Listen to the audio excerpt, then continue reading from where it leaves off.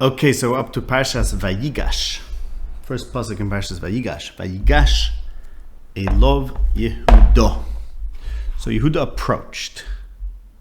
Pasuk makes the point that Yehudah approached. Now, what's this approach?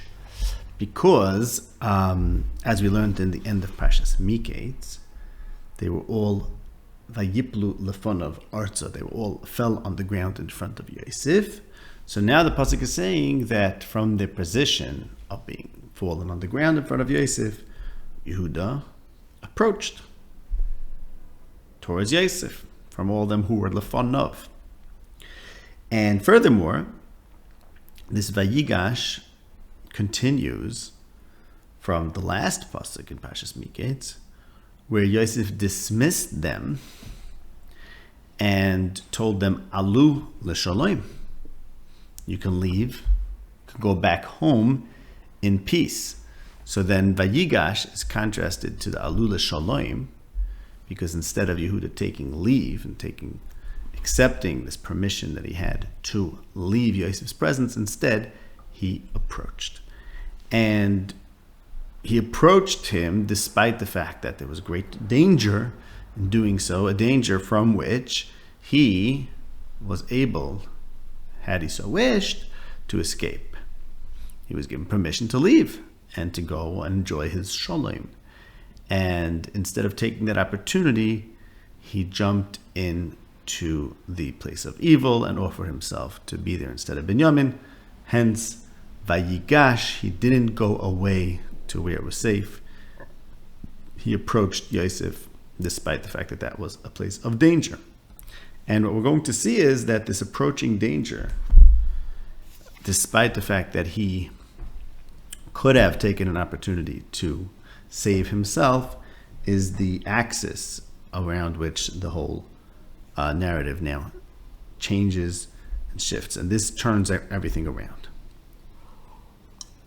So what I'm going to show you today, we're only going to talk about basically this word Vayigash, and I want to show you some parallels to other places in Tanakh, parallels to our Parsha, which are going to teach us the depth of what's happening here in this approach, what the nature of this approaching is, what it tells us about what Yehudah did, and why, as I mentioned, why the whole story revolves and changes based on this approach. So first I'll point out a parallel in Amos. Yehudah said to Yosef, you told us to bring our little brother so that ve'asima eini olav, so that I can take a look at him, put my eye on him. Ve'asima eini olav. Now, in Amos Perek Tes, we have this expression, which we'll look at in a moment. But first, I want to remind you how Amos Perek Ches is a perek that we've been returning to constantly, where it talks about the people that abuse the poor, sell someone for money, and abuse the poor by cornering the wheat market. So we discussed that that's referring to what the brothers did to Yosef, and then what Yosef in turn did to Mitzrayim.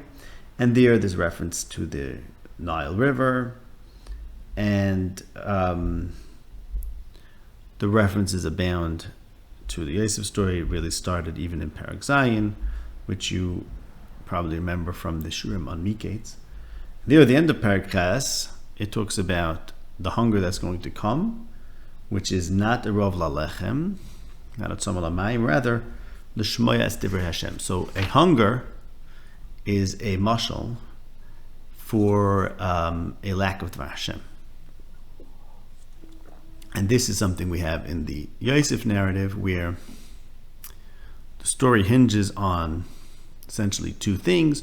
One is the fact that Yosef is a dreamer, and that the Dvar Hashem is absent. Instead, we find Bnei Yisrael relying on dreams and other divinations. The end of Parshas Miketz ends with this stolen divining tool, because the story revolves conceptually around the lack of a Dvar Hashem and what to do about that. And of course, it revolves around the hunger as well. And as the pasuk says in Amos, the hunger is a parable for the lack of the Dvar Hashem. Okay, now in Parak Tes in Amos it says that here again the Navi sees Hashem, or has a vision, I should say. He sees something, and here he sees Hashem saying that no one's going to get away. He's going to kill everyone. Wherever they hide, he will find them.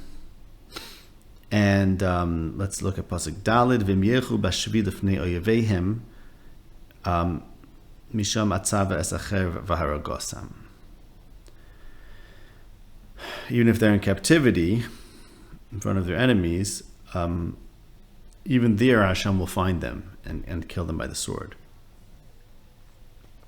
V'samti eini alehem l'ra'a v'loy l'toiva. So here we have this expression v'samti eini alehem, and by the way, the next pasuk talks about the river, the Nile River of Mitzrayim. Okay, you can look over there again. But there the pasuk says that the people who are going to be exiled are still going to be under Hashem's, going to be receiving attention from Hashem. They shouldn't think that they're in front of their enemies and they're captive, so therefore Hashem is no longer attending to them. Rather, Hashem is still going to pay attention to them. Simas ayin, place his eye on them, but it's going to be l'ra'a v'loy l'toiva. Okay, so in the Yehudah story, in Yehudah's argument with Yosef, he says, you told me to bring him, you wanted to bring my little brother, so that asima eini alav. And as Rashi points out, you ask to look at him. Is this what it means, asima eini alav? So that parallels the pasuk in Amos, that there's a simas ayin, which could be l'ra'ah or l'taiva. And Yehudah's argument was, you never told us that you wanted to be some ayin on him. L'ra'ah, you asked us, asima eini alav. There was no reason we should assume that you had evil intent, and now all of a sudden you want to harm him. So that parallels the pasuk about a simas ayin in the land of the enemies, because here they're in enemy territory in Mitzrayim, and there's a simas ayin l'ra'ah. Furthermore, in Amos, also this is in Parak Tes, pasuk Yud Gimel, Hine yomim ba'im ne'um Hashem v'nigash chayresh b'kreitzir. So the plower is going to approach, or come close, like Vigash, to the one who's harvesting. Basically, there's going to be a lot of grain. And then it continues and says, there's going to be vineyards and so on. This is the last three psukim in Amos. And the Medrash in the beginning of Vigash says, V'nigash chayresh b'kreitzir. That's the pasuk that parallels Vigash of Yehudah. The chayresh is Yehudah, and the kreitzir is Yosef, if I remember correctly. For whatever reason, the Medrash gets to that point. But what I want to point out is, okay, we have this parasha in Amos. The Navi is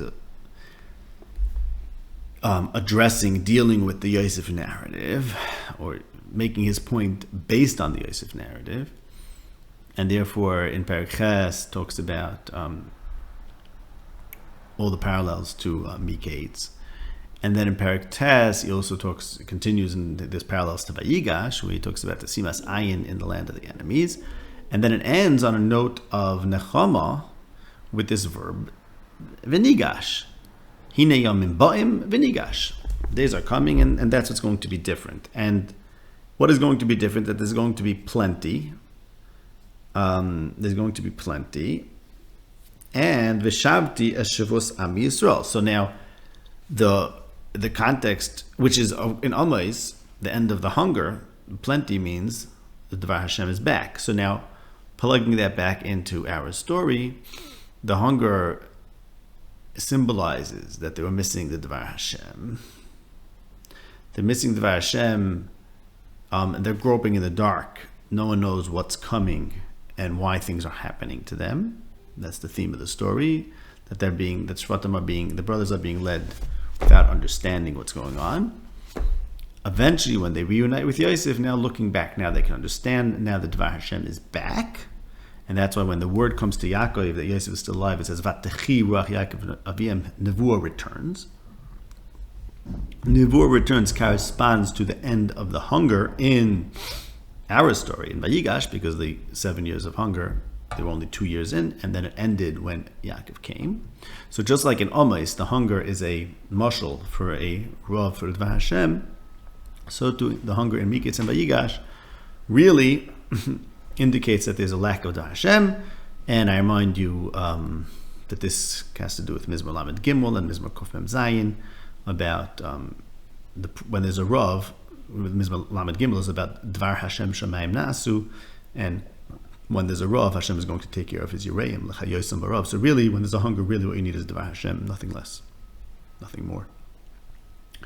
So, and so again, back in Amos, where it ends with saying there's going to be plenty, and it starts up by saying ניגש choresh, and then it says V'shavti Shavos Am Yisrael. So too here, instead of what? Instead of prior to that in Amos, it talks about when they're in the land of their enemies, Hashem is going to attend to them and look at them l'ro'ah. So too here, Yehudah is ניגש, and through his being ניגש and arguing that it's not fair to be some ayin l'ra, through that he achieves that there's ultimately a reunion, Yosef and the brothers and Yaakov, and a return of Nevuah, and instead of being trapped in the land of their enemies, the Egyptians, headed by the Yosef who's misnaker to them and acting like a Mitzri, they end up planting the seeds of the return to Eretz Yisrael, despite the having to go down to Mitzrayim. So that's V'shavti Yeshvos Am Yisrael. Okay, now I want to prove to you, bring you a raya, that when Amos talks about the Simas Ayin L'Ra, it's referring to our Pasha, because there's another place where we have this expression, and I'm going to show you that this other place also parallels our Pasha, while at the same time mirroring Amos. And that is in Yirmiyah Perek Chof Daled. Now, what happens in Yirmiyah Perek Chof Daled is it starts off with saying, Hashem showed me, that's Yirmiyah, Hashem showed me two pots of figs. And one pot was full of figs that were toivos moed. The other pot was full of figs that were rois moed, asher lo se achalna meiroya. Now, asher lo se achalna meiroya might remind you of, and should, at the beginning of Parshas Miketz, Pari also saw 7 good cows, 7 fat cows, and 7 skinny cows that were so awful looking. And we have the same expression there in the beginning of Parshas Miketz.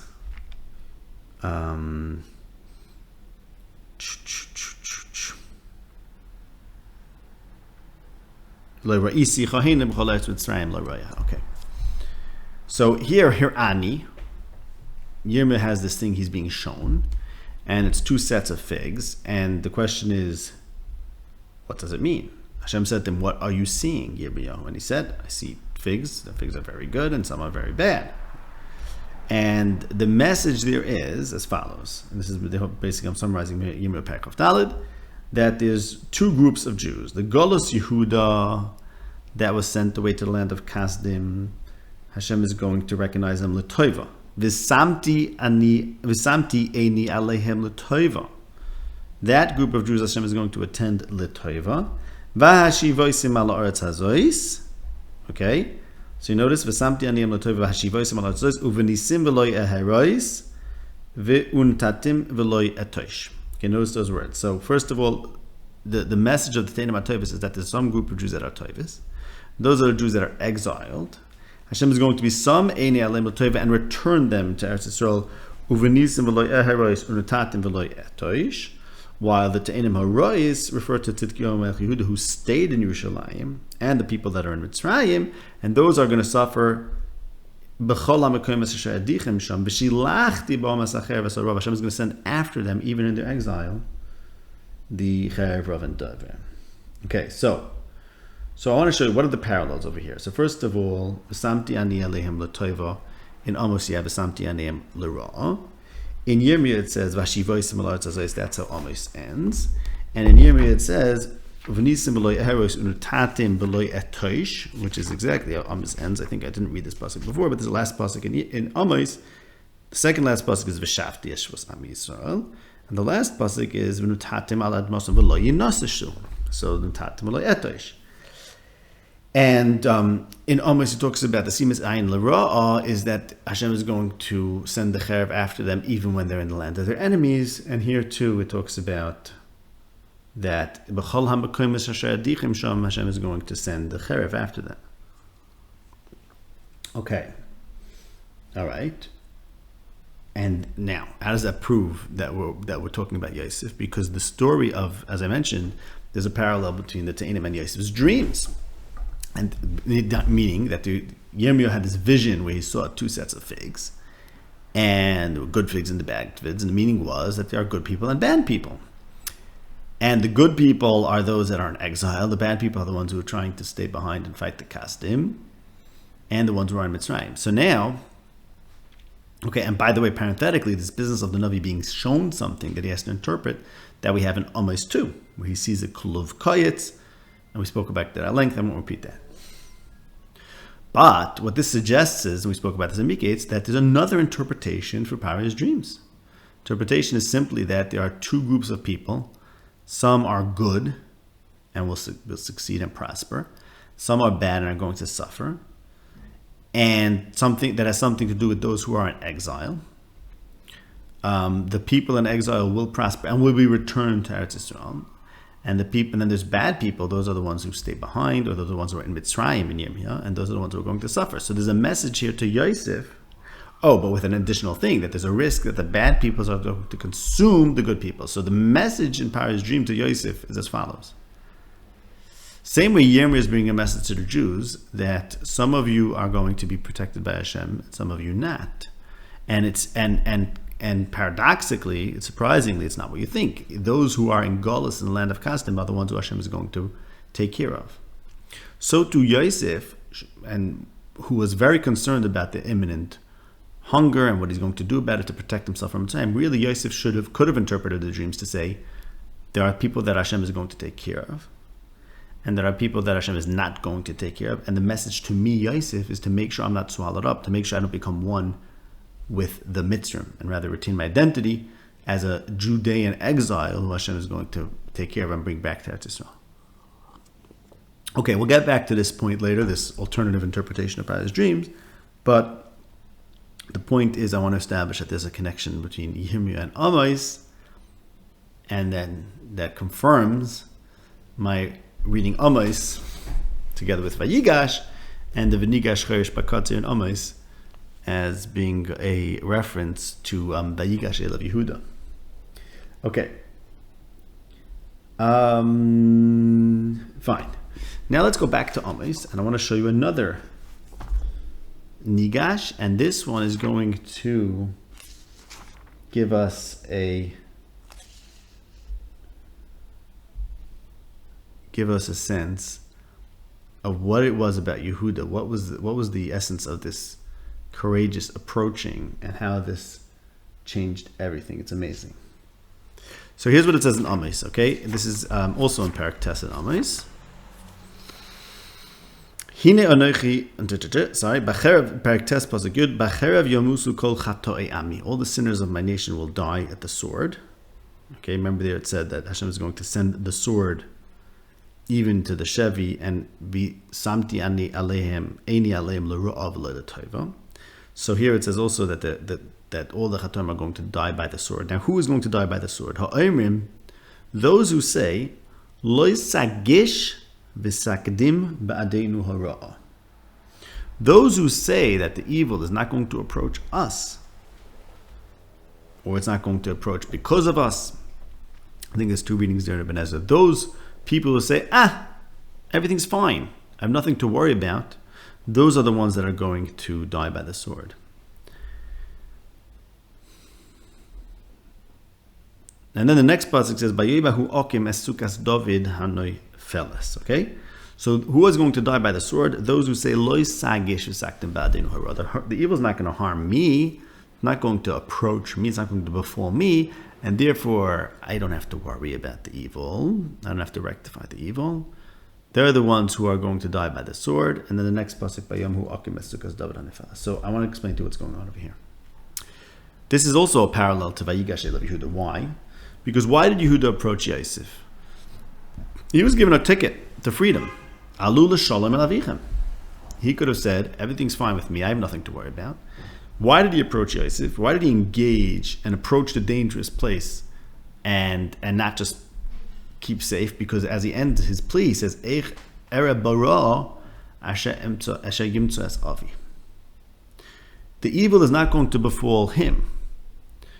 But nonetheless, he is willing to jeopardize his own safety and in fact offer to face the greatest evil of being a captive in Mitzrayim to Yosef in order that his father shouldn't suffer. Right. So Yehudah's doing the opposite of this pasuk. This pasuk says, what's the great sin? The great sin of the people is that some of them say, oh, the evil is not going to befall me. And therefore they say, it's got nothing to do with me, I'm safe. And they don't engage with rectifying the problem of evil because they think it has nothing to do with them, it doesn't hurt them. Yehudah did the opposite. He was Vigash, instead of saying, oh, the evil is not going to approach me. And therefore, as the pasuk says in Amos, the next pasuk, Vayomu okim es sukas David hanefeles. The sukas David, of course, is Yehudah's descendant, and the hanefeles is because they were, as Parshas Miketz ends, they were Vayiplu lefan of Arza. They were fallen prostrate on the ground, and it's when Yehudah's ניגש, that's what gives him the right to stand up, and therefore because as long as you don't say you don't say, oh, it doesn't hurt me and therefore I don't care, instead you step up and take responsibility, then of course you become worthy of being a king. And that's why the Sukkah's David Hanefeles is going to be erected. Okay, it's an amazing thing. He took responsibility. So now, and let's think about that before. We said there's two kinds of simas ayin. There's a simas ayin l'ro'a v'loy l'toiva, and there's a simas ayin l'toiva. Right? In Yirmiyah it talks about the simas ayin l'toiva. In Amos it says l'ro'a v'loy l'toiva. And Yehudah's argument is, what kind of simas ayin is this? We're expecting a simas ayin l'toiva. So the simas ayin turned from ro'a l'toiva in the story. In other words, there was a risk to Binyamin, and it appeared to the brothers that Yosef is out to get them. It's a simas ayin l'ra, and it shifted when Yehudah faced the evil. So there was an apparent evil due to the simas ayin l'ra, as the pasuk says in Amos, even in the land of your enemies is going to be a simas ayin l'ra, and Hashem is going to come get you, and that's what was facing the brothers, specifically Binyamin. Yehudah could have avoided it and gone back to his father, Shalom. But he embraces that Ra and he says, no, I want to rectify that Ra because I don't even want to see Ra, even though it doesn't hurt me. And therefore he flipped the Ra into Toiv. And by the way, of course, as we've been discussing, Yosef is the master at confusing Ra and Toiv and Ra, because he's not dealing with the Dvar Hashem, he's not dealing with clarity, with Das Hashem about what's good and what's evil. And therefore, in that world, good and evil are confused, and it's harder to separate the two. And what we learn from Vigash of Yehudah is that the way to separate good from evil in the world where they're confused is by facing the evil and approaching it even though it doesn't hurt you. Amazing thing. Okay, so, and then by the way, I don't know if I mentioned this too, that pen error bara, Yehudah can't see evil.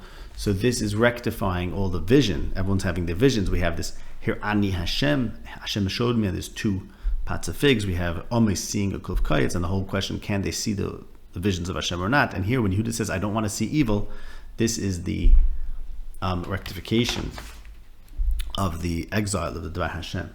Okay? Fine. And also, going back to the story of the figs, that essentially what Yehudah achieves, the rapprochement that he achieves with Yosef through his impassioned speech, now brings back the return of Nevuah. Now brings back Yosef back into the fold of his family, and also precipitates the end of the hunger. So, which means like this, which means that the Nevuah in Yirmiyah about the two sets of figs, one of them is good figs, and that means it's going to return to Eretz Yisrael. Okay? Yehudah, by bringing that about, that now Yosef is back with them. So brings about the possibility of a different interpretation of Paro's dreams. An interpretation that follows Yirmiyah Perek Daled of the two sets of figs, where there's good figs and bad figs, and the good figs are going to come back to Eretz Yisrael, and the good figs are not going to suffer from the hunger, because Yosef thought he's trapped in Eretz Mitzrayim and there's a hunger. The fact is that once there was a reunion between Yosef and the brothers, the hunger came to an end, which also means that his interpretation of the dream didn't come true. Why? Because now there's an alternative interpretation. Alternative interpretation is given in Yirmiyah Perek Daled. Interpretation is there are good people and bad people, and the good people paradoxically could be the ones who are in exile, but nonetheless Hashem can bring them back to Israel through a simas ayin l'toiv of a loy l'ra'ah, which is what Yehudah affects by not shying away from the ra, and by arguing that I'm not shying away from ra, and we have to do a simas ayin l'toiv and not l'ra. Okay, now let's look further in Yirmiyah.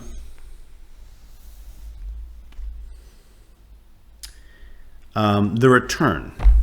Okay, and Yirmiyah is busy with a return of the exiles. Some of the exiles. The ones that didn't stubbornly stay behind, the ones that went to the Kasdim. Okay. And in Yirmiyah, the return of the exiles to Bavel, in Perek Tes of Yirmiyah, these are called the machshavos of Hashem, the thoughts of Hashem. And we've explained this at length, that there's the word of Hashem and there's the thoughts of Hashem. The word of Hashem means when the Naviim are able to give form to what's right and what's wrong, to good and evil, and speak for Hashem. And that is to say, when things are happening that we can explain. And then there's what Yirmiyah calls machshavos Hashem, where he says the thoughts are Shalom v'loy l'ra'ah losas lachem acharis of sikva. That means when things are happening that cannot be explained, but nonetheless they eventually work out, that's called machshavos Hashem and acharis v'sikva. So as in the Yosef story where he says Elokim chashava l'toiva, that means even though we were dabbling, we were engaged in a world where the davar was lacking, in a world where the davar was lacking, after the events, after a long stretch of history, you could look back and say, oh, now I understand Hashem's plan, Hashem's thoughts. Okay? So that's corresponding to the story of Yosef and the brothers, where there's a thought of Hashem, meaning to say things are happening in a way that's Hester, no one else understands it, and that's precipitated, of course, by Yosef and his dreams, not having the Dvar Hashem. Nonetheless, at the end, you could look back and say there's going to be a return, and that's going to demonstrate that Hashem does things even with thought, meaning even when there's no davar. And in the thought, as we mentioned, that's where good and evil are confused, and they need to be separated. They need to be separated out, because no one could tell good from evil. And the way you separate it out is by Vigash of Yehudah, by approaching and not shying away from suffering, even though you could protect yourself. Okay, so that's the ניגש Cherish Bakoitzer in the end of Amos, that the davar is going to return. It's going to return back from Machshava into Dibor through Yehudah's Vigash, and also, right, so that's the end of the Rav, which is a mashal for the Dibor, for the Dvar Hashem, but it's also a literal end of the Rav, right? The end of Amos, which talks about ניגש Cherish Bakoitzer, saying there's going to be plenty of food. Why? Because ויגש Yehudah brought an end to the Rav.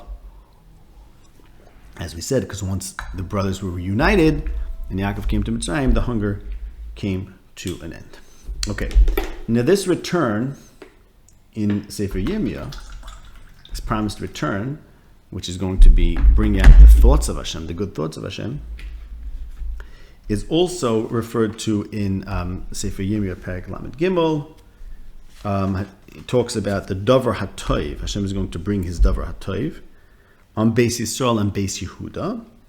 Okay, Beis Yisrael and Beis Yehudah, and in Pasuk of Dalin, the parak talks about the two families that Hashem chose, and he's going to embrace them again, and that's Yehudah and Yisrael. So, Yigash El of Yehudah indicates the combination of base Yehuda and base Ephraim. Of course, that's the Haftarah of Yigash, where we talk about Eitz Yehuda and Eitz Ephraim are going to become united. And that's the return promised in Sefer Yirmiyah.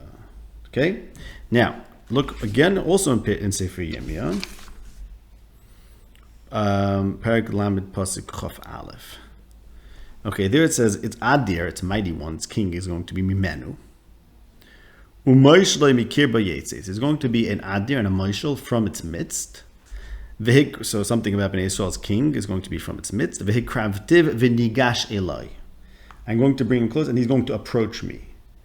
Okay, so notice that, approaching. And then it says, Ki mihu ze orav es liba legesh se'elai no'am Hashem. Who is able to guarantee his heart to approach me? Now, Yehudah approaches Yosef. So here you notice twice in the pasuk, v'hikravtiv v'nigash elai. Because Hashem is going to bring him close v'nigash, because who can guarantee his own heart? Meaning who can be courageous enough to approach Hashem. So twice we have a Nigash, and Yehudah approached Yosef and said, I am the Orev, ki avdecha orav. It's not that same word, okay? And so just notice so far, we have something about a king coming from its midst. Of course, Yehudah is the king, and kings have to be from his seed. And there's something about Hashem bringing him to approach, because no one could approach. Now, I'll look at the next psukim, and then we'll see the context. You'll see how this all comes together. V'hisem li la'am v'oinochi el lachem le'akim. That pasuk is talking about the return of Nevuah. The Gemara says in Kedushin. We're not going to go into how we know that in the context. And then the next pasuk, this is Perek Lamed pasuk of Gimel. Hine saras Hashem chema yotzah. There's a storm coming out from Hashem, etc. And everything, Hashem's anger is going to be executed. Ba'achris hayomim tisboi nuva. At the end of days, you'll understand it. That's again about Nevuah. Okay, so that expression about again. And then there's a storm, and eventually you're going to understand it. We have the same thing in Perek Chaf Gimel in Yirmiyah. Perek Chaf Gimel in Yirmiyah, which we go to again, we've been going back to again and again, and that's about dreamers as opposed to the prophets. There it says, Perek Chaf Gimel Pasuk Chaf Beis, it says, Pasuk Yud Ches. Mi Amad Besoid Hashem. Who is in the secret? Let's start from Pasuk Yud Zayin. They say to those who are Menayitz Hashem or Angry Hashem, they say to them, Shalom Yelechem, everything's going to be fine. V'chol Holich B'shuyus Liba Amu Lo Savei Aleichem Ra. And people are doing their own thing and doing evil, and they say, don't worry, it's not going to hurt you. And then it says, Ki mi Amad Besoid Hashem. Who is in Hashem's secret? Ve'yevish Masdvar. Okay, and then the next pasuk, Hine Saras Hashem Chem Yotze, again about Hashem's storm, the exact same pasuk, basically, maybe exact same words. And then the next pasuk again, Ba'achves Hayom Tizboi Nuvina. Eventually, you can understand it. Okay, so obviously, there's a parallel over here. The parallel is about the Saras Hashem, and eventually, you can understand it. In Perek Lamed, it talks about who is it that can approach Hashem, and in Perek Chav Gimel, it's who is there in Hashem's secret council, Mi Omad Besoid Hashem. So let me explain to you what that means. The end of days, you'll understand it. The end of days, remember we had the pasuk, the thoughts of Hashem are to give us an end, an acharis. Acharis means when things are happening that don't make sense, but eventually we're going to understand it, and that's going to reveal that even as Hashem operates even in ways that don't make sense, which is called thoughts of Hashem, not the word of Hashem. And only eventually are we going to understand it. But not everyone is capable of understanding it. That's why the pasuk says, Mi Amad Besoid Hashem. You have to be in Hashem's secret council to be privy to that. Not everyone is. And that parallels, as we said, what it says in Pasuk Lamed, Mize Orav Liboy. Why? Because Hashem is going to bring Yehudah close to him. And through Vayigash Elov Yehudah, there's going to be a resolution and a revelation of the thoughts of Hashem that were hidden. Since we're not standing in the secret council of Hashem, therefore we don't know the difference between good and evil, and therefore it's very scary to face Hashem, but Hashem is going to bring us close, and by Him bringing us close, that is what is going to lead us, as the pasuk says, to the acharis that we're eventually going to understand. So, again, back in the story of Yehudah, good and evil were mixed together, nobody knew the difference, nobody was able to tell what's good and what's evil, and that's because we're not in Hashem's secret council where His thoughts happen, and so we don't know His thoughts, and therefore we don't know what to do. But through Yehudah's approach in this dangerous situation, he didn't shy away from facing the evil and dealing with it, even though he could have said, as it says in Perek Chav Beis, Lo Savoi, this is Perek Chav Beis, Perek Chav Gimel, Pasuk Yud Zayin, he could have said, Lo Savoi Aleichem Ra'ah. He could have said, like the Pasuk says in Amos, Lo Sagish, Lo Saktim Ba'adenu Hara'ah. It's not going to hurt me. But nonetheless, he said, I'm going to do what it takes because I don't want to see the Ra'ah, even if it's for someone else. I don't want a false Shalom. That's what caused the Tov and Ra to disentangle, and now the ways of Hashem to become revealed again, and for us to discover the Machshava and the return of Nevuah. Okay, so now I want to tell you one last thing, and it's an amazing thing. So that pasuk that I was stressing, where it says like this is Perek Chav Gimel, pasuk Yud Zayin. They tell the people that anger Hashem, Shalom Yelachem. So remember that was corresponding to the pasuk in Amos. The pasuk prior to Okim es Sukas David Hanefeles, where it says, "The Chatoi Am Yisei Lo Sagish v'Saktim Ba'adenu Hara." So those who say the Ra is not going to befall us, they don't deserve to stand. But those who don't say that, don't say Lo Savei Aleichem Ra, they gain entry to the side of Hashem by Yomu Okim es Sukas David Hanefeles. Right? So Yehudah was with ניגש instead of falling on the ground. Now, this pasuk in Yirmiyah, where it says they tell the Menatzim Shalom Yelachem, if you remember from the beginning of Parshas Miketz, the big problem with Yosef, the big taina against Yosef was that he said Lakim Ya'an Shalom Parah, and Parah is a Menatz of Hashem, and nonetheless Yosef vouched Shalom to Parah. He guaranteed Shalom, and that was a big argument against Yosef. The Yosef gives Shalom where it's not due, and that's the bilbul that's caused by Yosef's approach, that he mixes in with the nations and dabbles in hester in lack of Das Hashem, is that he gives Shalom to those who should not have Shalom. Okay, and that has to do with Shalom. I'm not going to talk about that. But the point is like this. Similarly, just like Yosef said to Paroi, Shalom Elokim Ya'aneh Shalom Paroi, so he's giving Shalom to someone who doesn't deserve it. Again in Parshas Miketz, where he says Alul L'Shalom El Avichem, again he's giving Shalom to someone who doesn't deserve it. Because really, this is all their fault. But they could have said, well, the evil is not going to hurt us, like that pasuk says in Yirmiyah.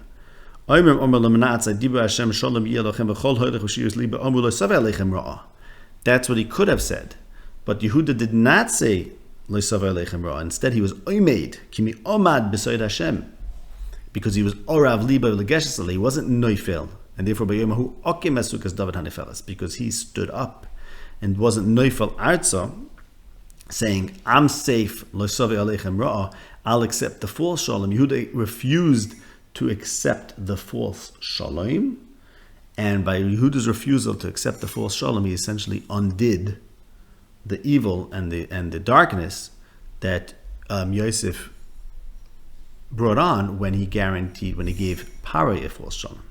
And to tie it all together, the false shalom that Yosef gave Paroi was an interpretation of the dream that favored Paroi.